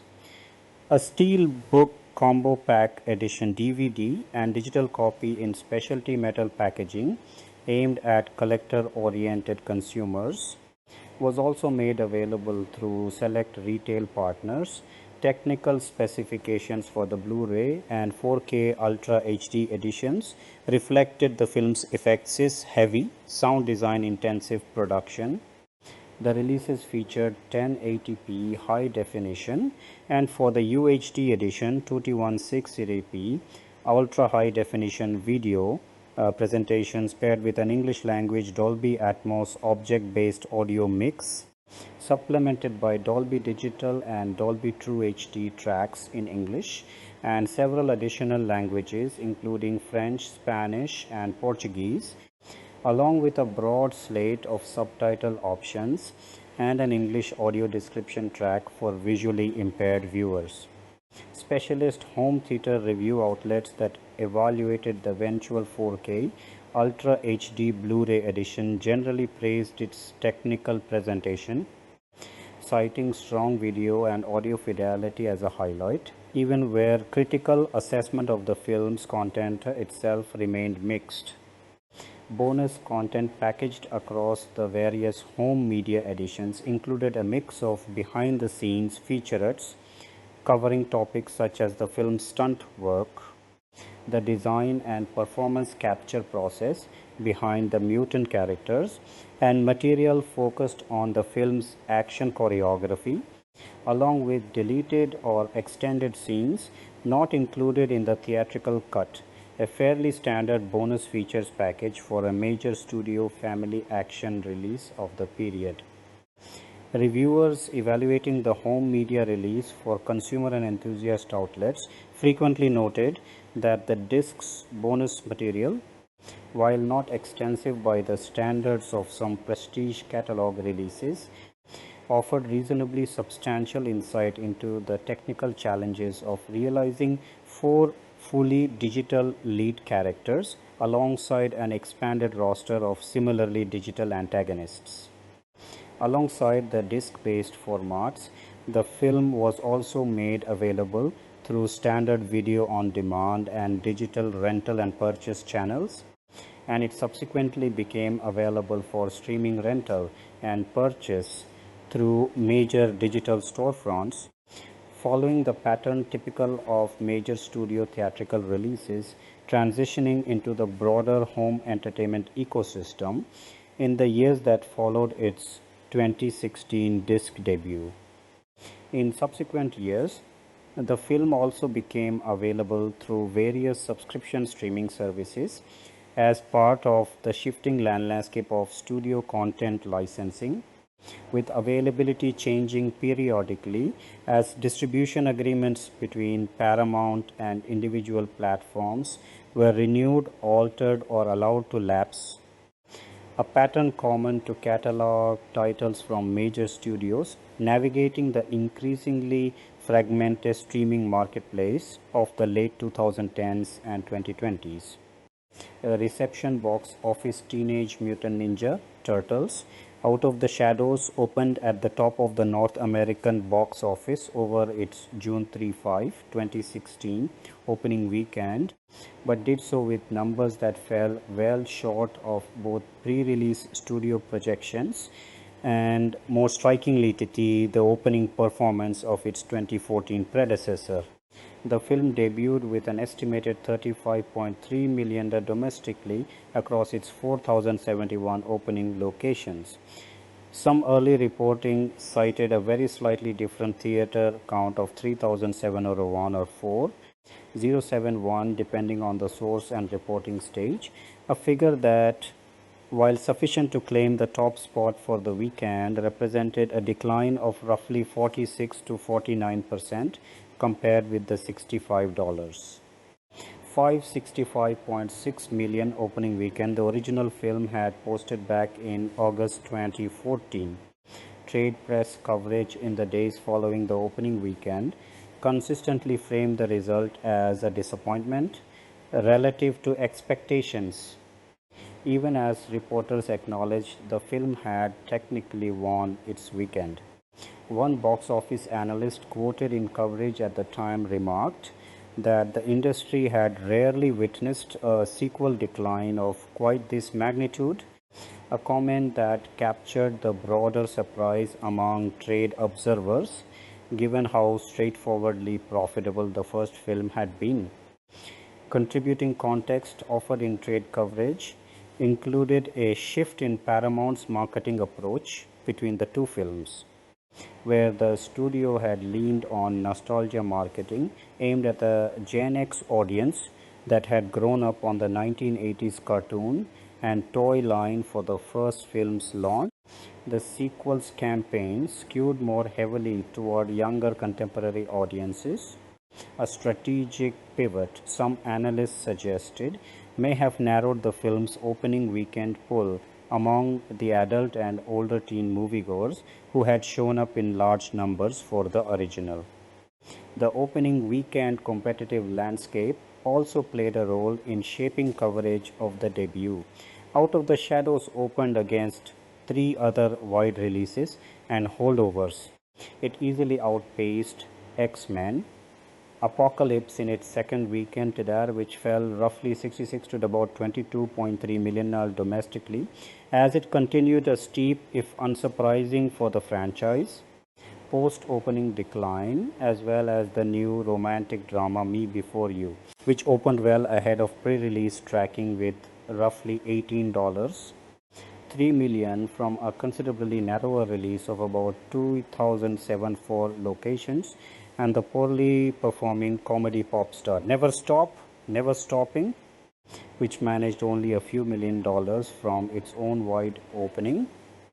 Coverage from outlets including Variety and The Hollywood Reporter characterized the overall weekend as one of the softer stretches of the early summer box office calendar, with even the nominal box office winner failing to generate much excitement given how far its number fell short of the studio's hopes. Internationally, the film's opening also trailed the original's pace, though the studio pointed to a somewhat narrower gap overseas than at home.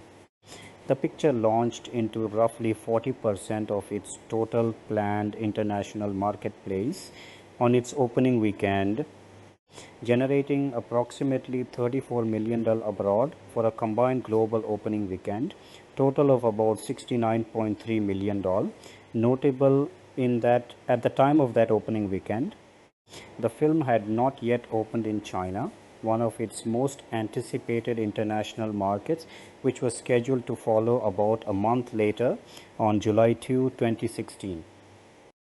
A studio executive quoted in trade coverage following the opening weekend acknowledged that expectations for sequel performance were being reset industry-wide, a diplomatic way of framing the shortfall relative to the studio's own initial ambitions for the release. Over its full theatrical run, the film's box office trajectory settled into figures reported by Box Office Mojo and other industry trackers at approximately $82, 0 million in domestic United States and Canada, grosses against a worldwide total of approximately $245.6 million dom, some outlets rounding the figure to roughly $246 million.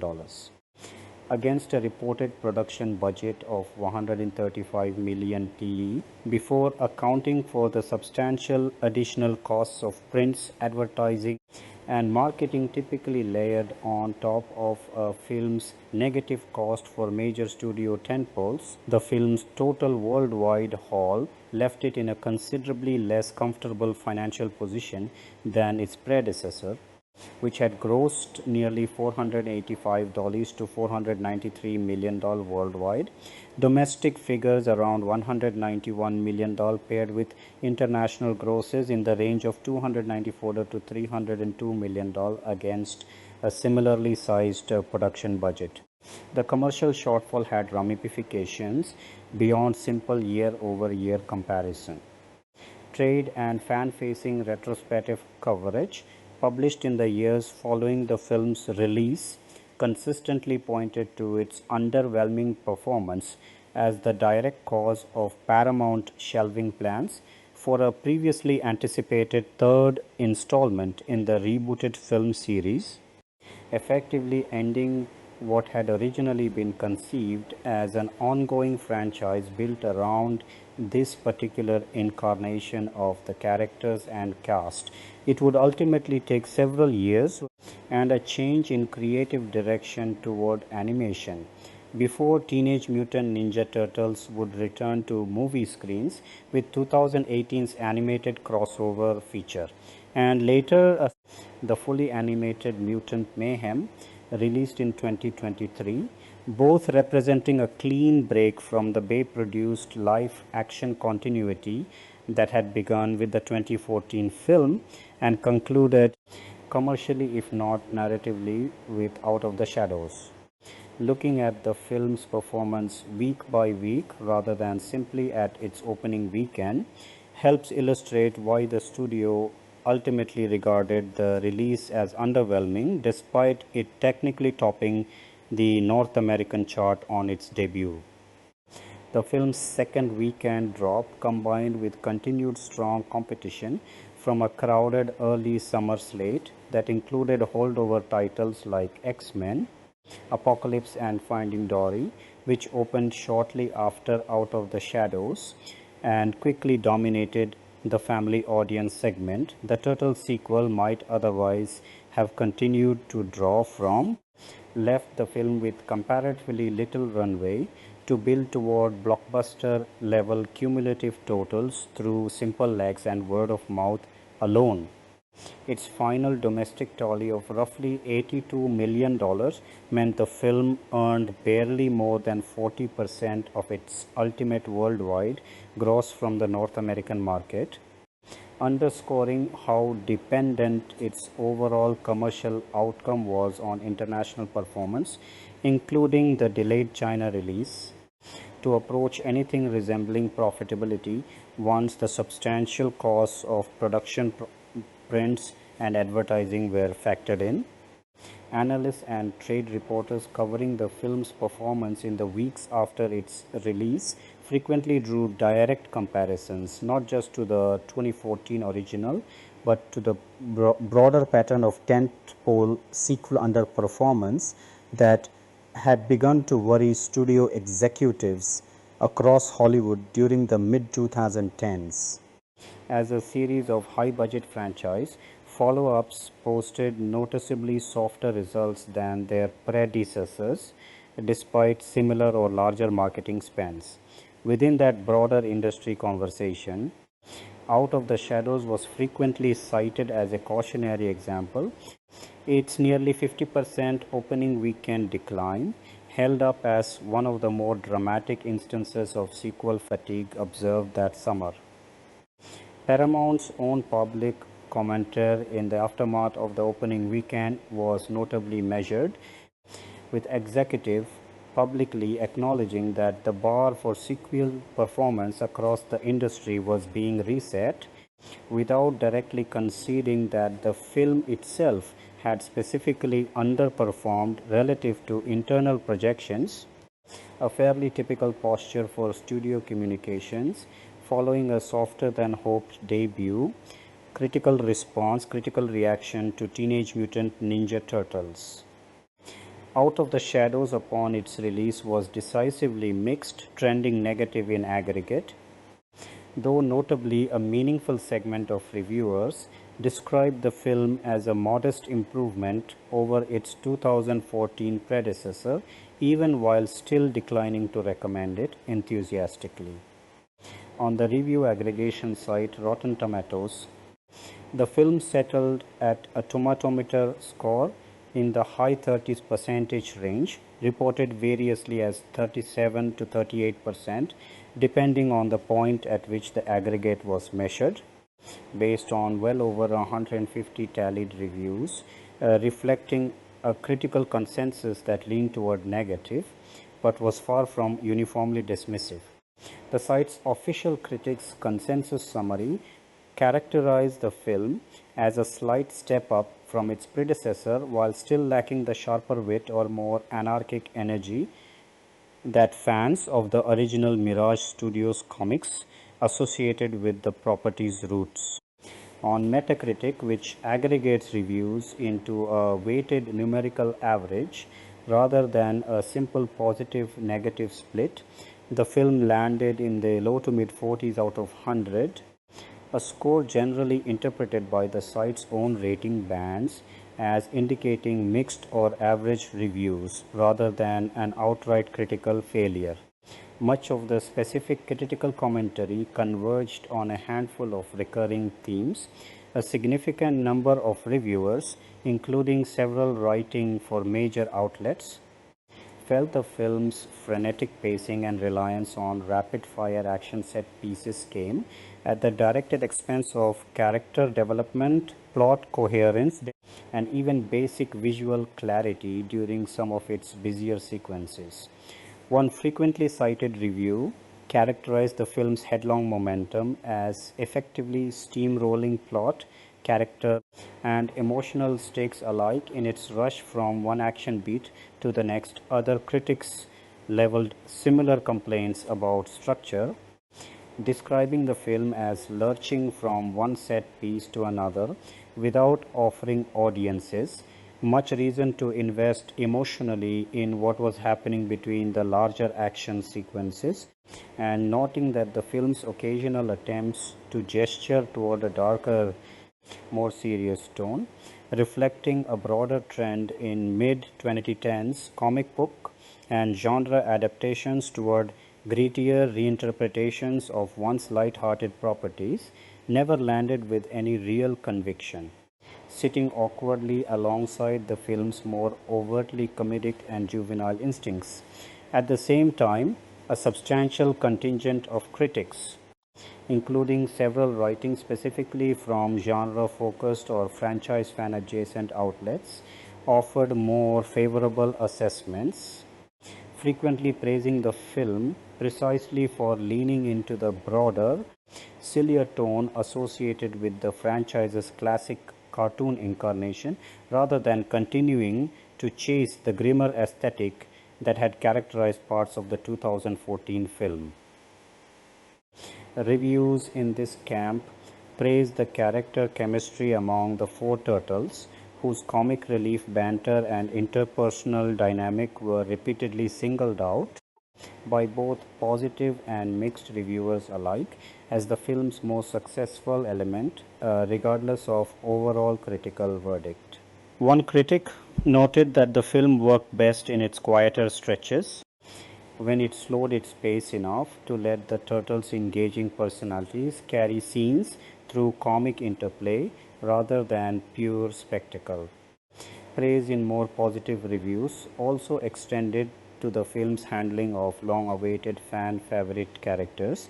The introductions of Bebop, Rocksteady, and Krong were frequently cited as faithful, entertaining adaptations of characters closely associated with the 1987 cartoon series, with several reviewers describing these additions as improvements over aspects of the first film, even as they otherwise found the overall picture uneven.